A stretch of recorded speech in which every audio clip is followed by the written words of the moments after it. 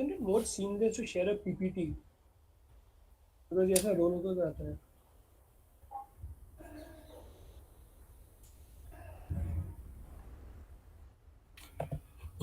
Thank you everyone for coming today on a Saturday afternoon. We're finally kicking off the much anticipated consultancy bootcamp. Today's topic will encompass today's topic will be an introduction to management consultancy. We have two terrific speakers that I'd like to introduce you all to.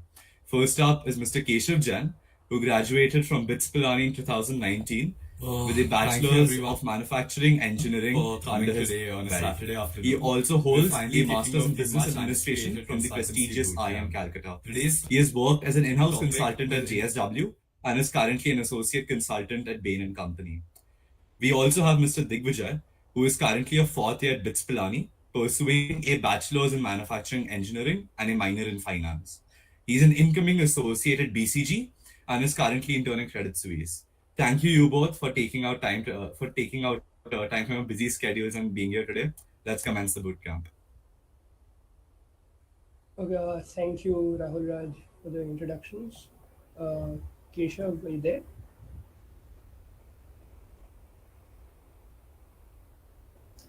Hi, am I audible? Visible? Yeah. Okay, so hi everybody, good afternoon. Thank you for joining us. So today, Thank you, Rahul. Thank you, Aditya. Keshav and I will try to take you guys through a couple of Hello. basic questions. Hi, Keshav. Uh, Keshav, is your camera on? Are you visible?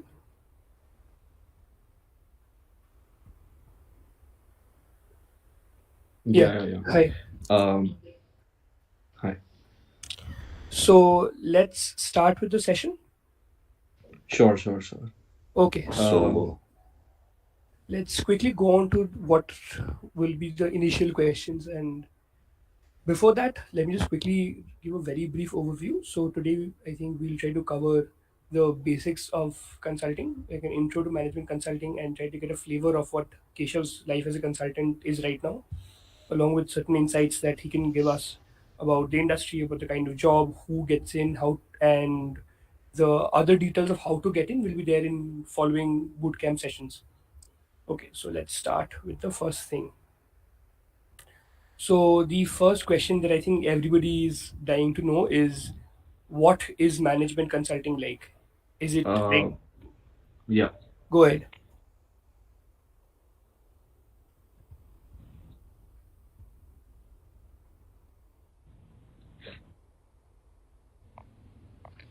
Yeah. Sure.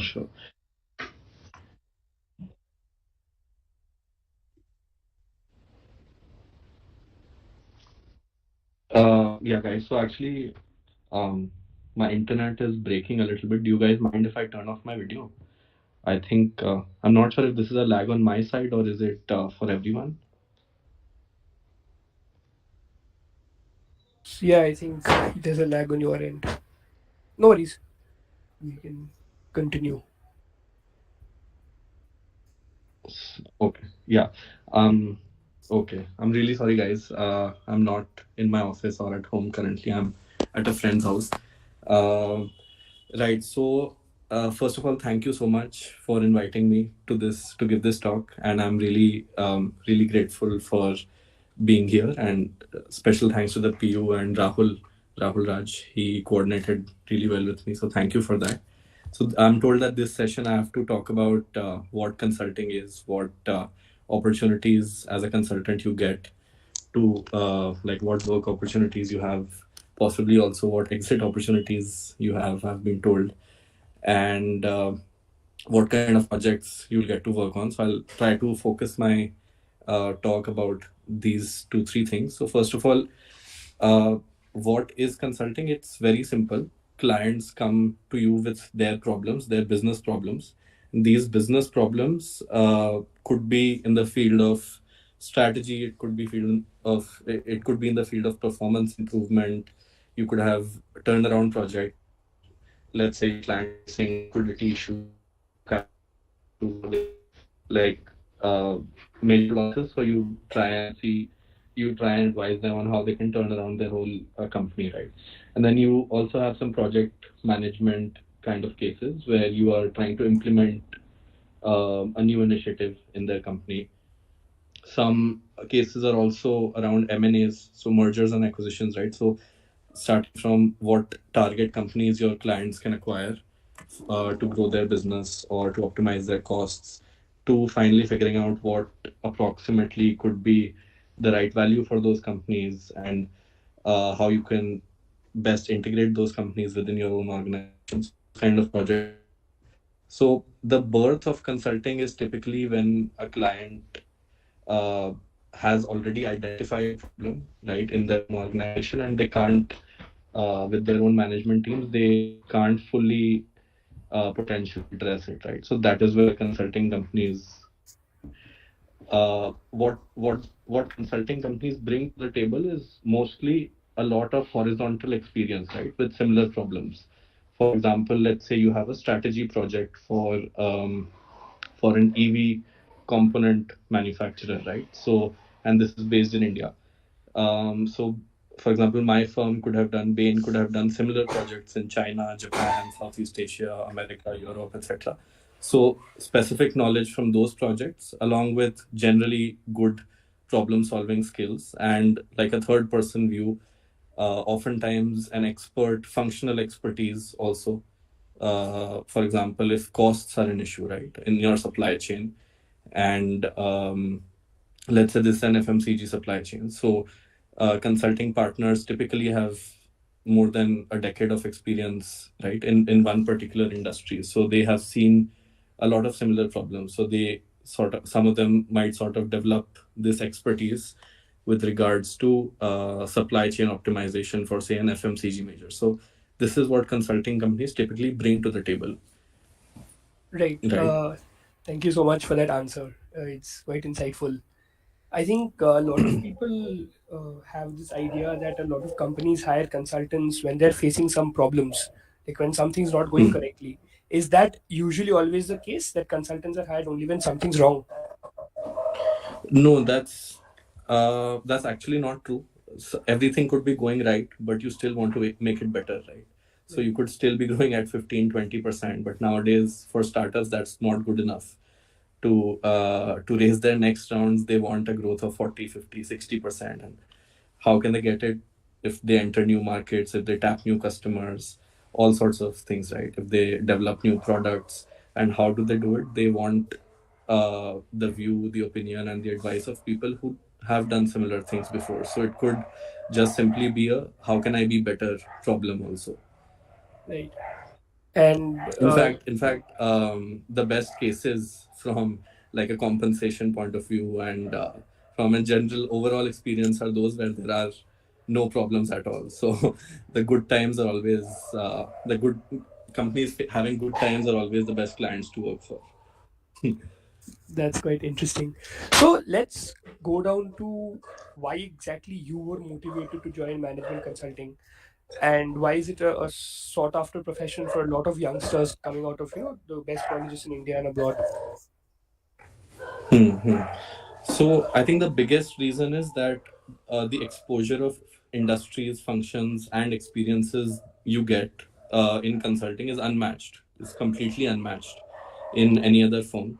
And like, this is not to say that other firms don't have great experiences, but whatever they have, they might have it only in one specific domain, right? So the biggest selling point and the USP of consulting is definitely the wide exposure that you stand to gain. So if you're, and like, if you're still not sure what is your one true calling, consulting acts as a very good buffer to find that, and a very good place to find that true calling also. Apart from that, the people you are working for and the people you are working with are truly exceptional. You are working with most of the higher management folks at, say, India's top 100, 200 companies, right? Because those are the ones that can mostly afford consultants. So you are working with their top managements, and they are highly qualified people themselves. They have like a huge body of experience in probably multiple roles, multiple organizations. So the network and the learning opportunities that you stand to gain from those conversations is immense. I think those are the two most important selling points, right, for consulting. Why you would want to join consulting, and of course, like the money is not bad at all. So that is obviously an incentive.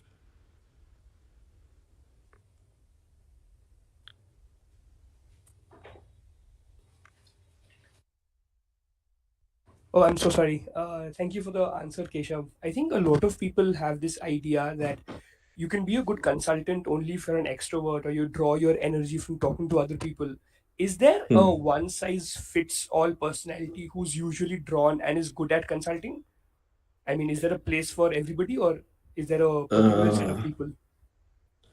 yeah. So, like, without being too harsh on myself, I typically don't find draw energy from people at all. People drain me, so it's not true that extroverts only extroverts can do consulting. What is needed though definitely is that you be a good communicator. Um, you can communicate your points in concise, clear, and language that other people can understand. Right.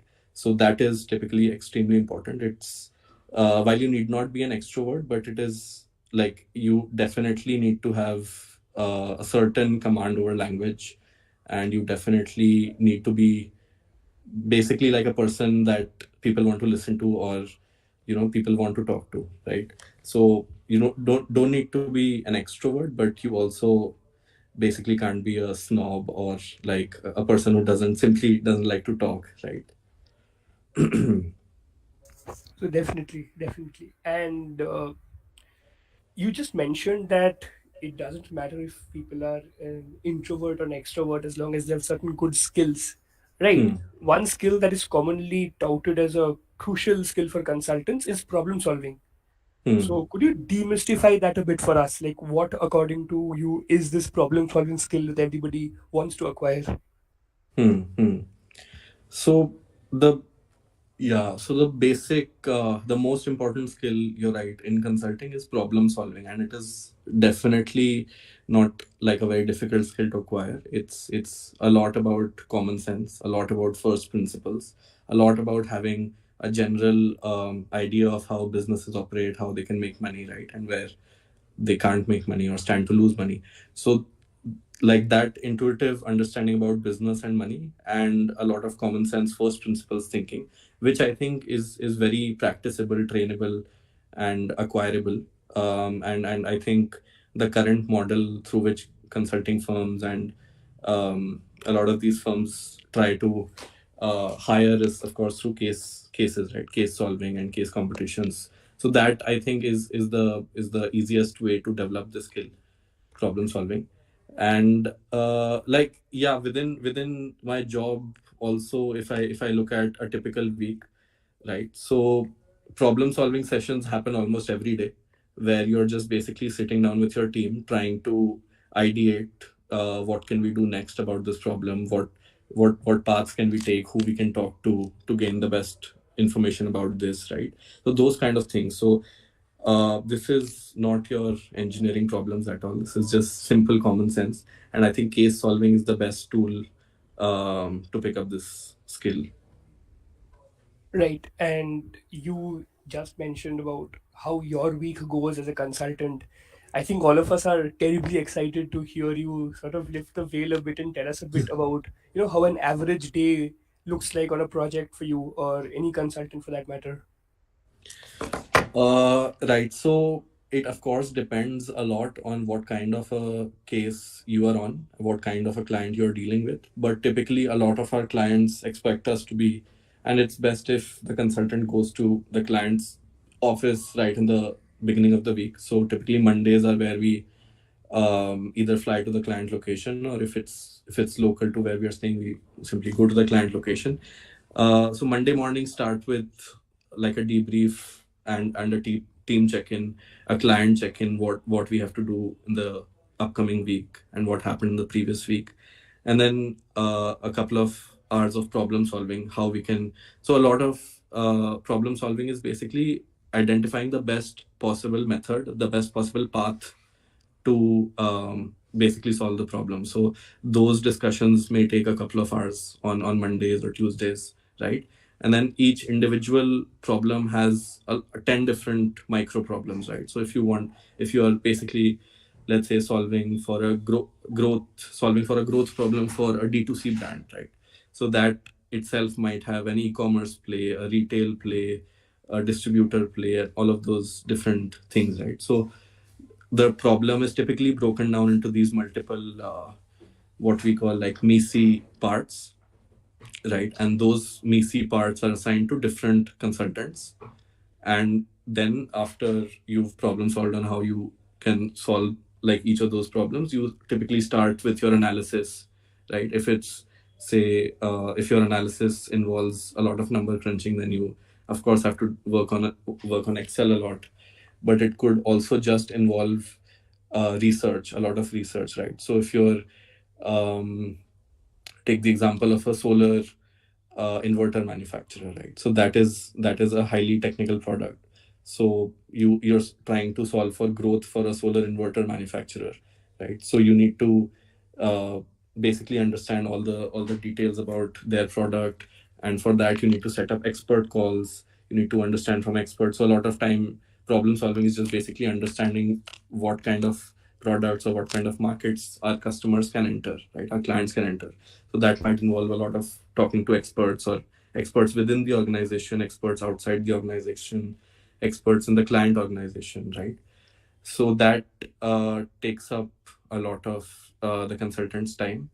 And typically, also in a week, we have one or two client meetings where the team is actually presenting the progress to the client leadership. This could be the CEO of the client, or the chief strategy officer, the chief business development officer, these sorts of people, right? So, and since our business is driven by what our clients think of us, a lot of time might also go in having the perfect deck to present to the client, especially as a junior at the level that you guys might join in, or what I'm trying to transition out of right now. So yeah, slide making might involve and take up some of your time throughout the week. And then so different projects might have different needs. You might have to do a lot of field visits. So yeah, travel might be a heavy part of your case.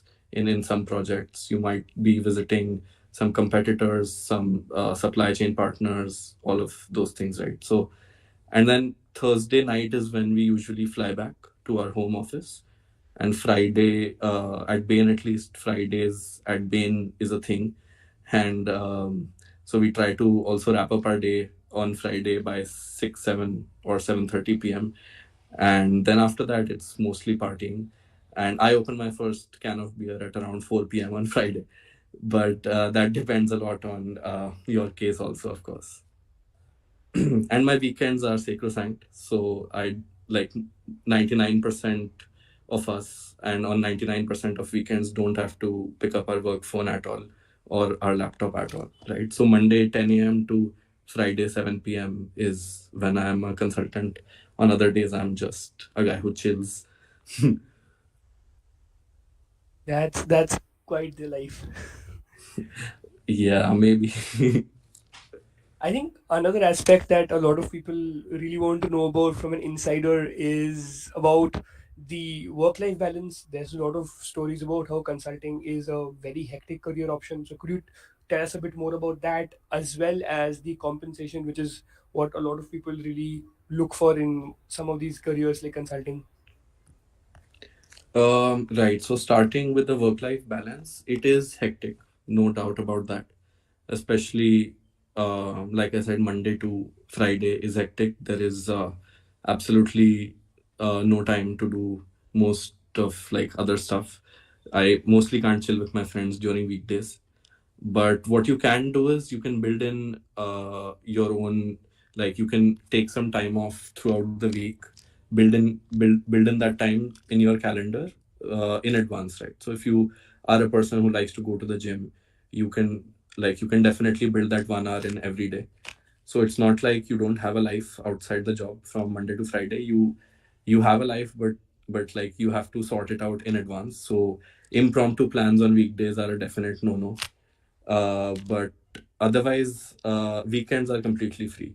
But I'm not gonna say that weekdays are like there's a great work-life balance on weekdays, because it's simply not true, I think. But I think, but like it's my personal opinion. But at the stage that you guys will be like just out of college, it may not necessarily be a very bad thing also to grind, in especially in the first couple of years after you graduate, right? Because uh, well, I think I mostly chilled at Pilani. I'm not sure what you guys are doing these days, but like Pilani was like a 4 year vacation for me. I'm not sure if I should be saying this in a placement unit talk also, but yeah, so have fun in Pilani. Like, this is your vacation. But once you're in a job, and if you want to do consulting, and if you are in a consulting job, don't don't have hopes on your weekdays.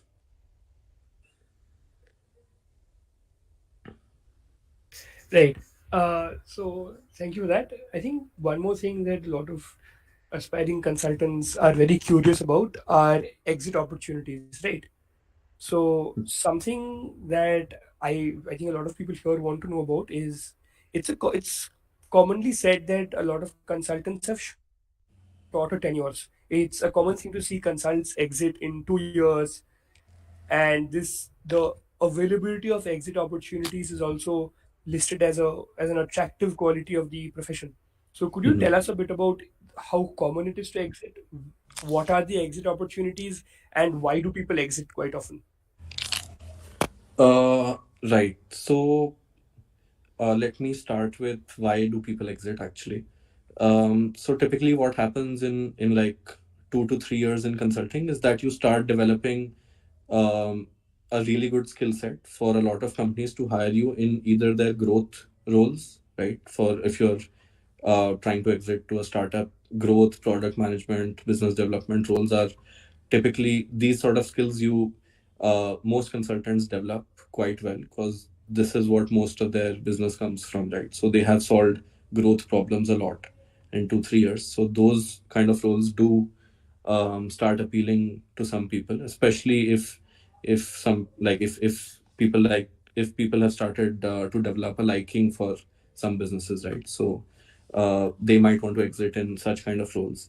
Otherwise, like I said, M&A projects are also very fairly common, especially at Bain. M&A or private equity due diligence projects, right?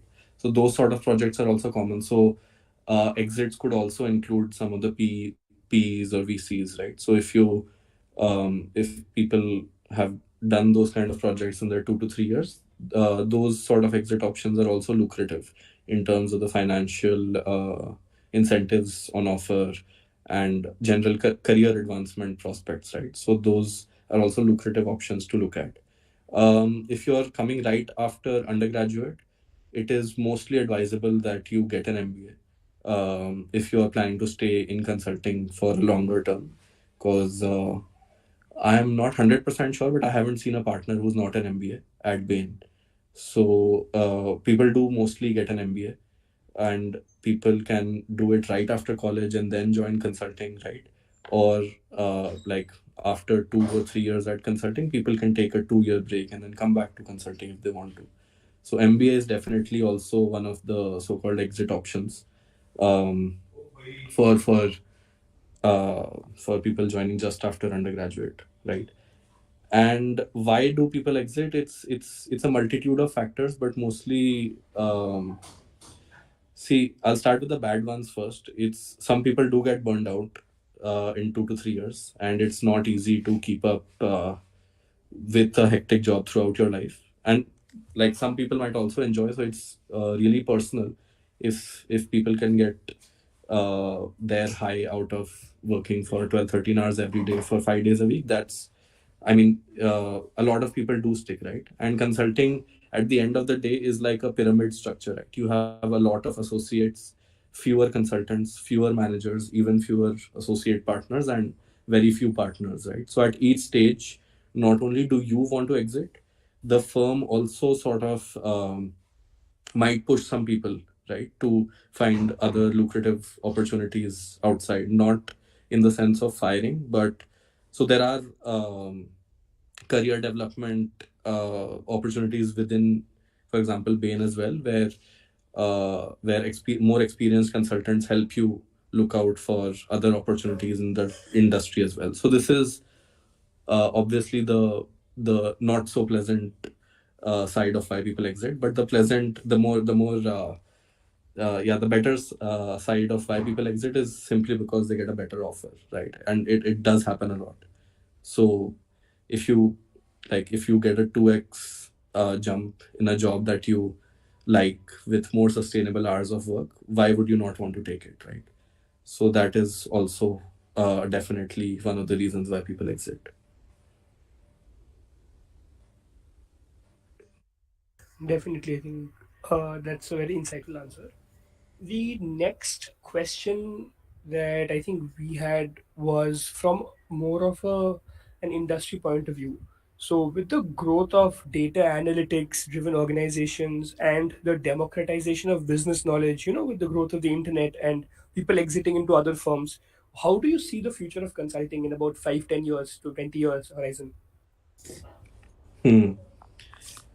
Wow, yeah, this is a very difficult question to answer. Uh, so the future of consulting is going to shift from, in my opinion, from being generalists to being more and more sort of specialists. So what we've heard is that earlier, until much later in their careers, people in consulting would be generalists, would work on a lot of different kind of problems and in a lot of different sectors. But as you said, information is now not that much of a leverage in today's day and age. So specific knowledge is becoming more and more useful instead of like a generalist sort of approach. So definitely consulting is moving towards developing their own sort of IP on a lot of specific industries. So that is one mega trend in consulting. The other trend is now companies are also, of course, becoming more and more smart, right? So just advice doesn't cut it these days. You have to advise and then implement it also, right? So consulting in the good old days, from what we've heard, was earlier a very fancy job where people could just give advice and then smoke a cigar and then leave the room, right? But that is not what happens these days. Clients are your gods, so you give them advice, or basically you give them advice and then you have to support them implement their advice also, right? So these two trends are definitely in process since the past couple of years. But now, like disruptive trends such as AI, of course, that needs a mention. And to be very honest, it has made my life a lot easier, especially the demon called Chat GPT. Because a lot of times, what you have to do as a consultant is do a lot of secondary research, which is basically a more sophisticated word for Googling, right? So you have to Google a lot of stuff a lot of times, and Chat GPT, I think, is a very efficient way to find out information. If not the most accurate information, at least a lot of information, right? And from which you can then pick and choose. So AI, I'm not like I haven't developed my own thesis on what AI is going to do in consulting as yet, but this is something that will definitely have a great impact. And at this point, I'm just giving a lot of gyan, but I mean, yeah, I mean, it is still to be seen what AI can do, and frankly, I still have to see what AI can do.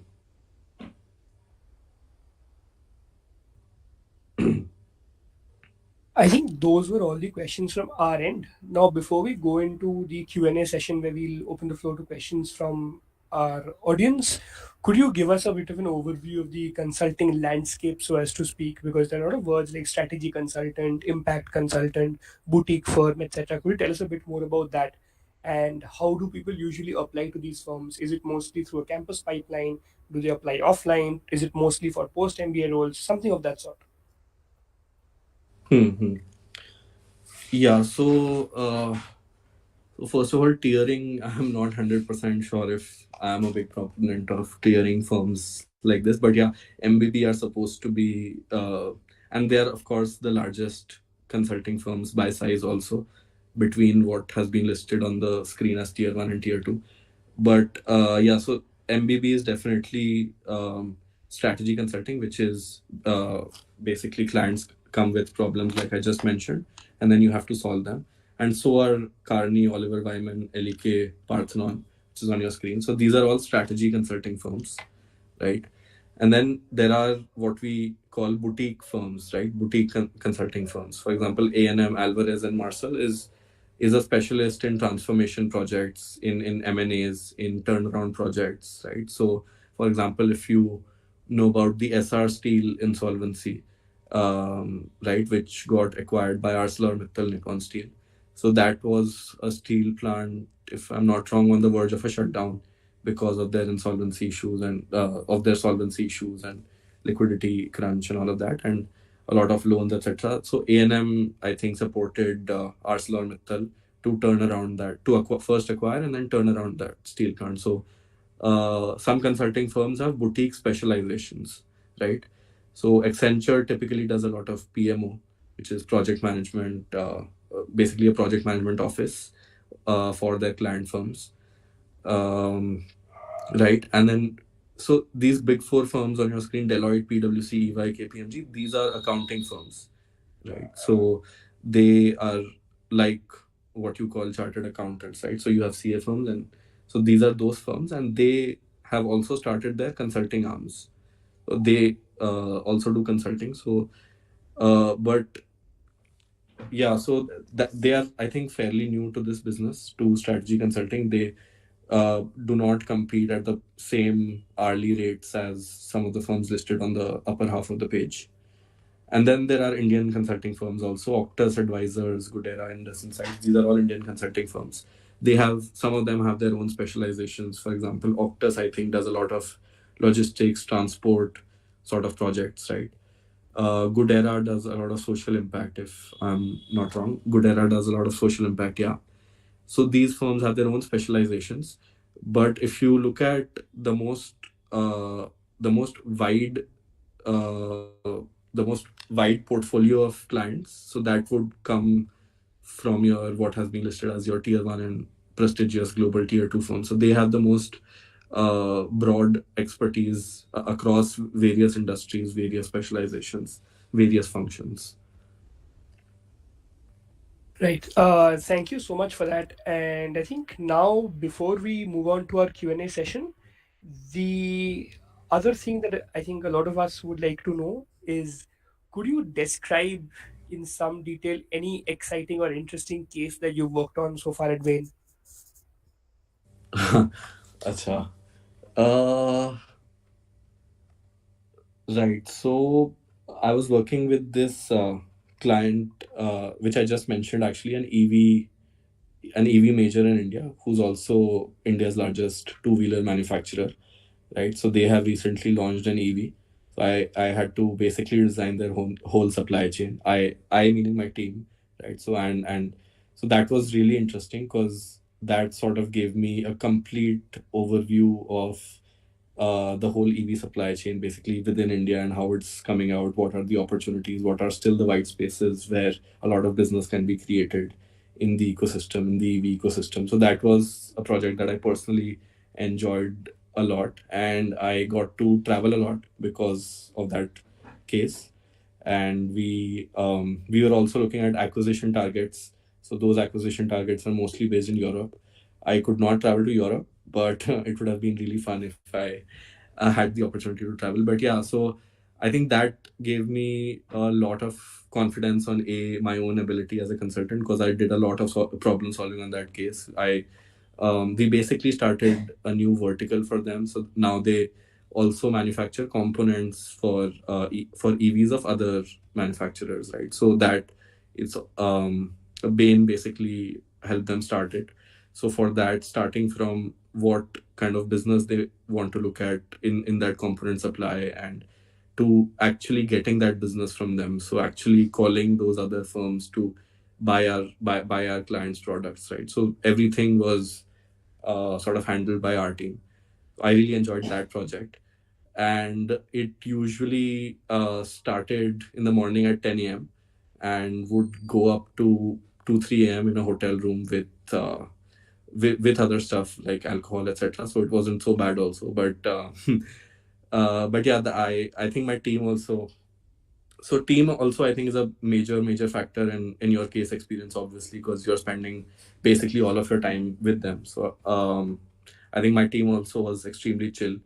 A couple of guys from Pilani also, so that's always a plus. That's awesome. I think a lot of people are going to be googling who India's largest EV manufacturer is now. So they are India's second largest EV manufacturer Right. currently. Okay, so before now let's move on to questions. I think there's a bunch of questions which a lot of you have been asking, and Keshav, I want to quickly be running a couple of questions through you. Is that all right? Yeah, yeah, sure. Cool. So the first thing is, do these companies who come for management consulting roles have any branch criteria? Not at all, not at all. Absolutely not. I Right. mean, CS, Mech, Pharma, Manu, everything works. Right. So the next thing is, and here I'm combining two of the questions because it's sort of the same thread, which is a safe CG and complete roadmap for a first year student. So basically, I think some first year student wants to know what they should do right now in order to grab one of these opportunities in their fourth year. Hmm. See, like this is a very difficult question to answer because there is no perfect profile, and there is literally no like bad profile also that we get from colleges like Pilani. So, but I can tell you what consulting firms look for probably, and that might help answer this question. So, like I told you, consulting firms typically do look for problem solving. So that would come, of course, after your resume has been shortlisted. But from a resume standpoint, it is always good to show some leadership skills and also try and maintain a good CGPA, because what firms are also looking for is a person who can handle pressure, who can excel under pressure, and who can communicate well, motivate people, keep himself or herself motivated, keep others motivated, right, and thrive in an environment where there is a lot of pressure, right? In consulting, there is a lot of pressure, right? So, what are the markers for that on your resume? It could be your CGPA, it could be one of the things that you've led in college, right? One of the projects that you've done with some other firm where you've actually shown impact, right? So these sort of things do appeal to a lot of firms. I cannot say what is a safe CGPA, but like for first year students, do definitely keep a good CGPA. It never hurts. Never really hurts. Don't um, don't get influenced by people, mostly your seniors, who themselves might not have a great CGPA. Well, I also didn't have a very good CGPA, to be honest. But what I should have known in my first year is that a good CGPA never hurts. So there is no cutoff. A person with 10 may not get a shortlist, and a person with 5 may still get a shortlist. Depends on, like I said, a lot of other things as well on your overall resume. For which I think, I mean, I can answer those questions, but like I think you guys also have a resume building session, right? Yeah. So yeah. So yeah, I think PU has a separate resume building session tomorrow. We'll get to that later Hmm. on. But I think Yeah. one small thing that I'd like to add from my end on this is that as a first year, whoever was asking this question, a piece of suggestion that I would give to you would be just focus on, as Keshav said, your academics and find out what you like to do in college. Like find out any activities you're interested in. Find out if there are clubs who do those activities and just join them. And you'll have a great time in college. And as a byproduct of that, you might end up having a great resume. You'll end up representing bits at these competitions. You will end up building your own skills in them. And I think you'll also enjoy your time studying and working hard in general. So a small business suggestion that I was given was to pick up a couple of activities which you enjoy and you'd like to keep doing them, and as a byproduct you'll have a good pointer on your resume later on. So yeah, just like to add that. Okay, let's go to the next question. The next question is, when we sit for placements, do we get to choose which domain of consulting we want to work in further, or are we recruited and given our choices based on performance? Digvijay, really sorry. Can you repeat that question? Yeah, so I think somebody wants to know if they can choose which industry or business function they want to work in Hmm. as a Hmm. fresher. or are they usually assigned to different cases and later on given their choices based on performance? Uh, yeah, not necessarily based on performance, but like the answer to the first question, that can they choose in their first stint, is a plain no. You cannot choose as a first year associate what projects you'll get staffed on. But as you develop more, let's say, pull within the system in your own firm, and you do well or develop like some experience with some typical projects, you might want to decide what next you want to do. And in that case, you definitely do have the option to talk to the staffing team that you are interested in this project, talk to the project's leadership, and then basis like a lot of other factors on the availability of spots in that project, or from like or the office that you're in, right? Sometimes that also might play a role. So on a lot of those factors, your case gets decided. Right. But yeah, the simple answer is that you can't decide as a first year associate, but as you develop leverage in the system, there are avenues to pick your projects. Right. So I think another question a lot of people have been asking here is they want to know if consulting helps you develop skills which will help you become an entrepreneur. Hmm. Uh, Dude, I think yes and no. Some hard skills consulting does, and even soft skills consulting does provide.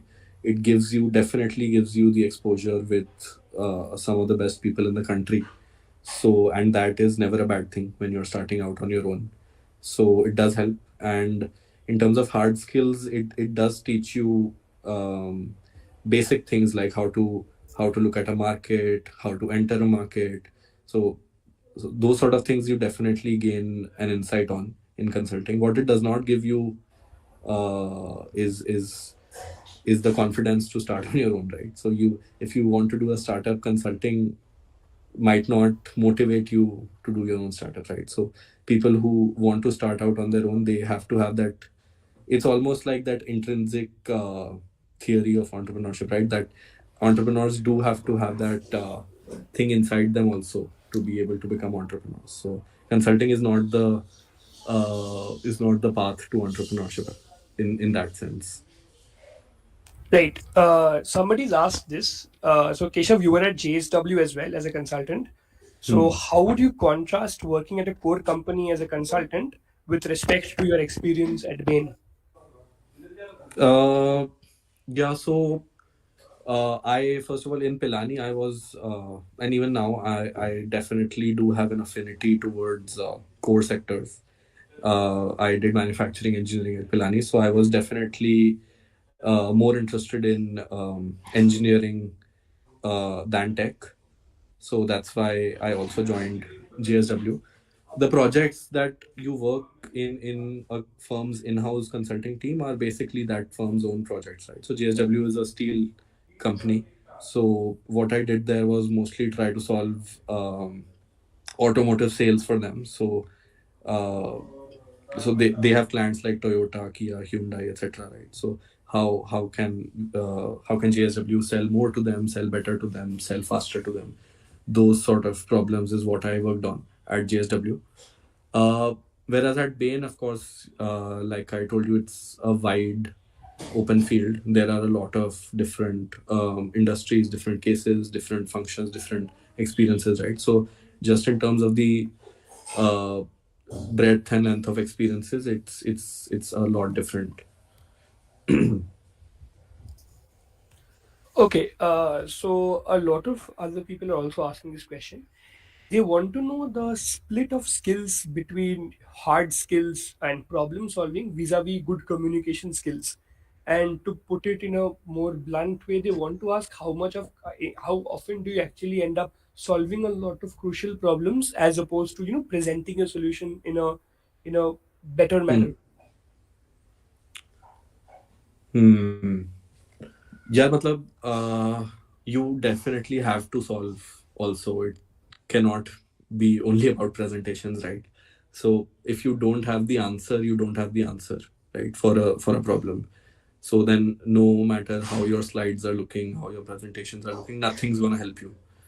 And in the end, the client who's paying you 1, 2, 3 crores a month is not stupid, right? So they want the answers as well. So it's not like it's all about presentations or all of that. That is definitely important, because if you know the answer but still can't present it or still can't convince your client to adopt the solution, it's basically useless, right? Then what are you there for?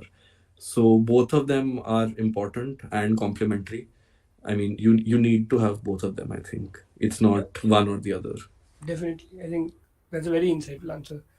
The the one of the other last questions, I think we're coming towards the end of the Q&A session, Hmm. is this is a question asked by a student, and he wants to know how somebody is supposed to narrow down their preferences between options such as product management and consulting. Uh, this is again a tough one, because like it'd be better if I knew the guy who's asking the question. But so product management and consulting are similar in some ways, but they are also like a lot different, because in the end, product management is, you're gonna have to stick to a product at least in the short term, right? At least for 1 or 2 years, if you actually want to become the product manager or be like an effective product manager for that product. Whereas in consulting, you might have assignments starting from 2 weeks, from 15 days to, let's say, 2 years. So in the nature of work itself, there is a lot of difference. But what is similar is that you in at both places, you need to develop problem solving and you need to develop communication, right? It is important for a product manager to be like to cut out the crap and get to the solution of a problem ASAP, do it fast, right? And also be able to convince and motivate and influence his team to follow that solution. So in that aspect, I think there are similarities, but in the nature of problems, for example, that you're solving, there is a lot of difference also, right? A product manager may not uh, so if you're a product manager of, let's say, of some product at YouTube, right? So you may not be solving the cost problem for Google, right? So but as a consultant, you have to solve all those sorts of problems. So the nature of problems are different, the nature of working styles and all of those things are different, but the core skills have a lot of similarities. Right. Thank you for that. Now, I think somebody wanted to ask how, and as a fresher, I think it's quite relevant. How does a consultant with no specialization add value to clients who focus on specific industries and who've been doing that work for a long period of time? Hmm. Uh, yeah, so two, three things. One is that sometimes clients need an outsider view, right? Because they have been simply doing it for so many years. It is better. There are vested interests within every organization, right? And those interests might be obstacles to change also in many cases. So it is, so external advice is sometimes required in business. So that is of course one case, but the other and more important reason is that you need horizontal expertise also, right? So for example, you are uh, like coming again to the example of FMCG, you are an FMCG brand, right? And you have solved, let's say, branding, and you have been in the business for 5, 10 years, and you have branding solved, right? But your supply chain is still not solved, right?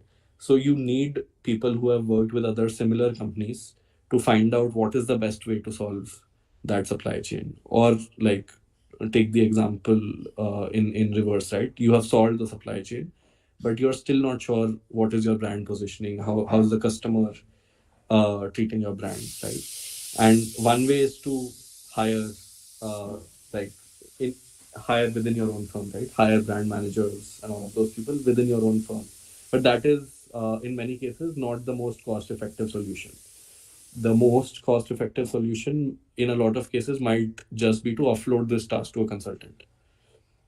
So that is why firms look for consultants. Right. And the last question that we'll be taking before we wrap up is, do consultants jump between firms, like between, let's say, MBB? Do consultants jump ship from one to the other, or is there an inhibition from doing so? uh yeah, it does happen, but like, I mean, yeah, it also depends on the firm. I mean, if you're liking the firm, and if the firm is providing growth to you within that same firm, you obviously don't jump ship, right? Especially to a different consulting firm. What is of course more common is that you jump ship to a product management role or growth role or a VC or a PE. But moving within firms is not extremely common. It is like, in some cases people do it and they have reasons of their own, but it is not very common also. Right. With that, we'll be wrapping up the Q&A. Thank you so much, Keshav, for joining us on this talk, and thank you, PU, for having Keshav and me for this. Before we wrap up, we'd like to tell everybody that there is a similar session on profile building and resume curation tomorrow, and it will be conducted by Siddhant and Anuneet. Both are Bitsyans. Anuneet is currently studying in a final year, and Siddhant is an ex-Bitsyan. So I think it will be a great opportunity for a lot of you guys to come and sort of understand how to exactly build this profile, this proverbial spiked profile, to crack these shortlists. So I think that will be a great opportunity for you guys. Thank you Okay. so much, guys. Thank you so much for having me, and this was indeed a pleasure. I hope I could add value, if like, even if it's a small value to the doubts and the questions that a lot of people had. And I hope you guys are taking back something. If you're not, you feel free to reach out to me on LinkedIn, WhatsApp, any form. Like, feel free to reach out. Thank you so much. Value addition and like feedback. The consulting life goes on. Yeah, yeah, exactly. Thank you so much, guys. See Okay, you. yeah, thank you so much, you guys, you for like having us over for this. Like over to Rahul.